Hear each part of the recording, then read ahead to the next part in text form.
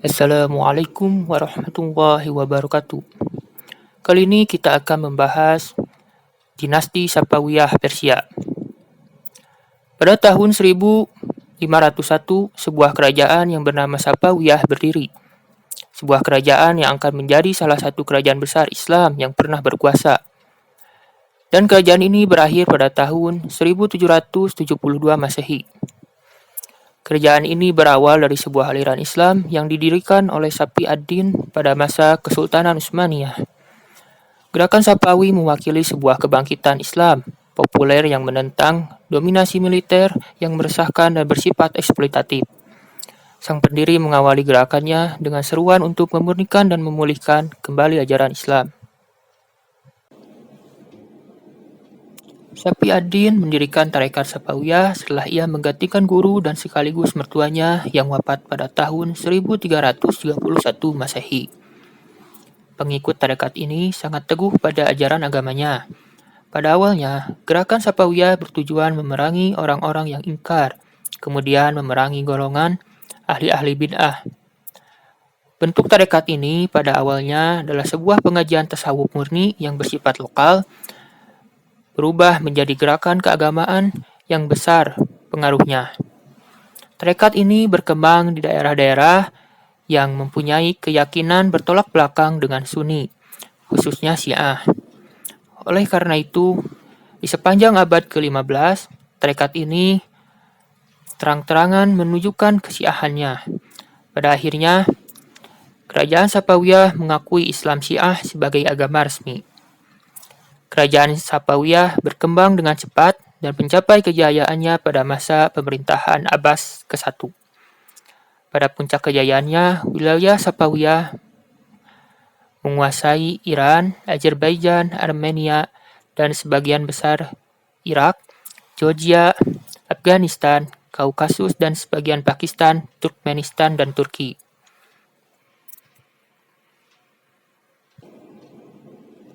Masa kejayaan Kerajaan Safawiyah. Masa kejayaan Kerajaan Safawiyah terjadi pada masa pemerintahan Abbas ke-1. Kemajuan ini terjadi pada segala bidang baik politik, ekonomi, ilmu pengetahuan, maupun seni arsitektur. Kemajuan dalam bidang ilmu pengetahuan. Dalam sejarah, bangsa Persia dikenal sebagai bangsa yang memiliki peradaban tinggi dan berjasa mengembangkan ilmu pengetahuan. Oleh karena itu, tidak mengherankan jika pada masa dinasti Safawiyah, tradisi keilmuan ini terus berlanjut. Beberapa tokoh ilmuwan yang terkenal antara lain Baharuddin Sairoji, seorang generalis ilmu pengetahuan, Muhammad Bakir bin Muhammad Damad, seorang filsuf, ahli sejarah, teolog, dan seorang yang pernah mengadakan observasi mengenai kehidupan lebah. Dalam bidang ilmu pengetahuan dan sains, kerajaan Safawiyah lebih maju daripada kerajaan-kerajaan yang lainnya. Kemajuan dalam bidang ekonomi. Keberadaan stabilitas politik kerajaan Safawiyah pada masa Abbas ke-1 ternyata telah memicu perkembangan ekonomi. Terlebih setelah Kepulauan Hormuz dikuasai dan pelabuhan Gumrun diubah menjadi Bandar Abbas. Dengan dikuasainya pelabuhan ini, maka salah satu jalur dagang laut antara timur dan barat yang biasa diperebutkan oleh Belanda, Inggris, dan Prancis sepenuhnya menjadi milik kerajaan Safawiyah. Di samping bidang perdagangan, kerajaan Safawiyah juga mengalami kemajuan dalam sektor pertanian, terutama di daerah Hilal Subur.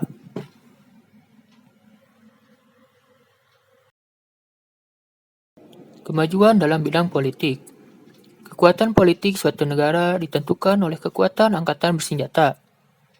Abbas ke-1 juga telah melakukan langkah politiknya yang pertama, yaitu dengan membangun angkatan bersenjata dinasti Safawi yang kuat, besar, dan modern. Tentara Kijilbas yang pernah menjadi pasukan militer utama dinasti Safawi pada awalnya dipandang oleh Abbas ke-1 tidak bisa lagi diharapkan, sehingga ia membangun suatu angkatan bersenjata reguler. Inti satuan militer ini ia ambil dari bekas tawanan perang orang-orang Kristen di Georgia dan di Kirkasya. Mereka dibina dengan pendidikan militer yang militan dan persenjataan yang modern. Sebagai pimpinannya, ia mengangkat Al-Ferdi Khan, seorang yang berasal dari Georgia. Berkat kegigihannya, Abbas I mampu mengatasi permasalahan di dalam negeri yang mengganggu stabilitas negara dan berhasil merebut wilayah-wilayah yang pernah dikuasai oleh kerajaan lain pada masa sebelumnya.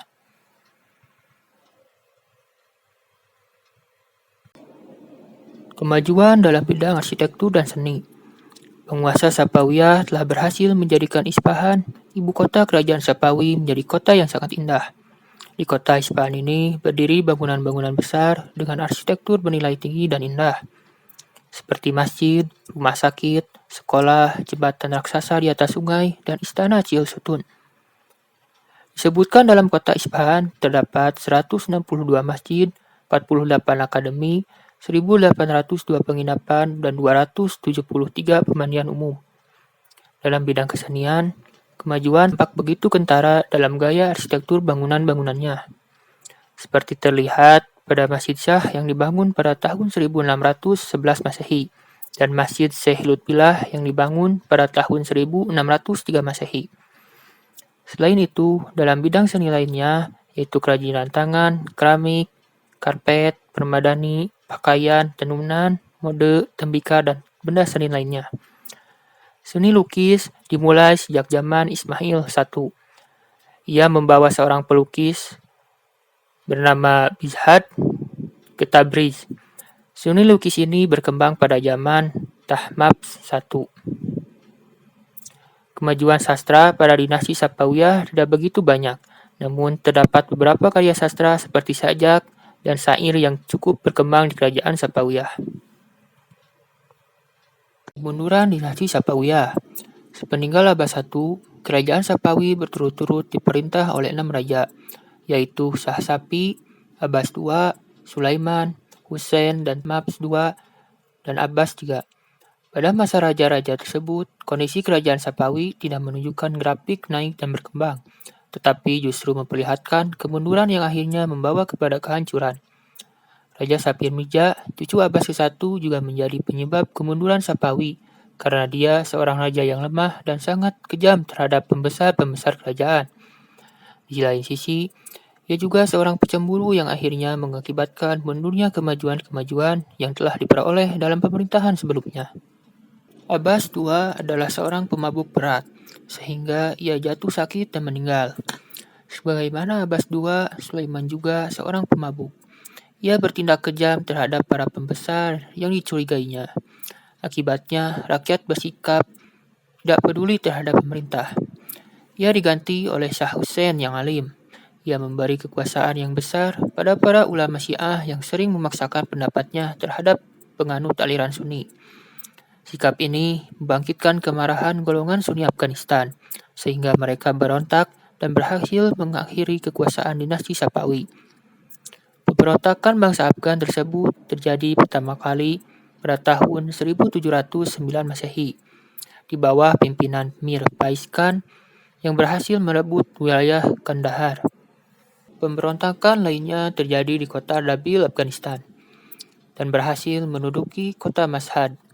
Mir Faiz Khan diganti oleh Mir Mahmud, dan ia dapat mempersatukan pasukannya dengan pasukan Erbil, sehingga ia mampu merebut negeri-negeri Afgan dari kekuasaan Sapawi. Karena desakan dan ancaman Mir Mahmud, Syekh Hussein akhirnya mengakui kekuasaan Mir Mahmud dan mengangkatnya menjadi gubernur di Kandahar dengan gelar Hussein Quli Khan, yang artinya budak Hussein. Dengan pengakuan ini, Mir Mahmud semakin leluasa bergerak, sehingga pada tahun 1721 Masehi, ia merebut Kirman dan tak lama kemudian ia menyerang Isfahan dan memaksa Shah Hussein menyerah tanpa syarat. Pada tanggal 12 Oktober 1778 Masehi, Shah Hussein menyerah dan pada tanggal 25 Oktober Mir Mahmud memasuki kota Isfahan dengan penuh kemenangan. Salah seorang putra Hussein bernama Tahmasp II mendapat dukungan penuh dari suku Qajar yang berasal dari Rusia, memproklamirkan dirinya sebagai raja yang sah dan berkuasa atas Persia dengan pusat kekuasaannya di kota Astarabad. Pada tahun 1726 Masehi, Tahmasp II bekerja sama dengan Nadir Khan dari suku Abshar untuk memerangi dan mengusir bangsa Afgan yang menduduki Isfahan. Ashraf, pengganti Mir Mahmud yang berkuasa di Isfahan, digempur dan dikalahkan oleh Nadir Khan pada tahun 1729 Masehi. Ashraf sendiri terbunuh pada peperangan itu. Dengan demikian, dinasti Safawi kembali berkuasa. Akan tetapi, pada bulan Agustus tahun 1732 Masehi, Tahmasp II diberhentikan oleh Nadir Khan dan digantikan oleh anaknya yang bernama Abbas III, yang ketika itu masih sangat kecil.